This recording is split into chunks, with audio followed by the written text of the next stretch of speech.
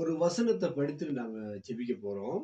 ஆசேருடைய கோத்திரத்தாலும் பாலுவின் குமாரத்தியுமாகிய அன்னாள் என்னும் ஒரு தீர்க்கதரிசி இருந்தாள். அவள் கன்னி பிரயாத்தில் விவாகமான முதல் 7 வருஷம் புருஷனுடைய வாழ்ந்தவளும் அதிக வயது சென்றவளுமாய் இருந்தால், ஏறக்குறைய 84 வயதுள்ள அந்த விதவை தேவாலயத்தை விட்டு நீங்காமலும் இரவும் பகலும் உபவாசித்து ஜெபம் பண்ணி ஆராதனை செய்து கொண்டிருந்தாளாம்.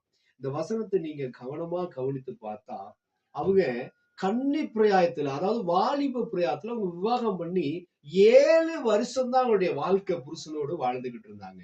ஆனா அதுக்கு அவங்க புருஷனோட இருந்தாங்களா இல்லையா அப்படின்னு வேதத்துல எழுதில.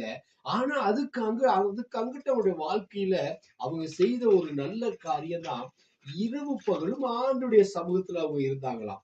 ஏன் இருந்தாங்க அப்படின்னா, வாலிப நாட்கள்ல அவங்களுக்கு கற்றுக் கொடுத்திருந்த வார்த்தை தான், மேசியா வருவாரு, அவரு வரும்போது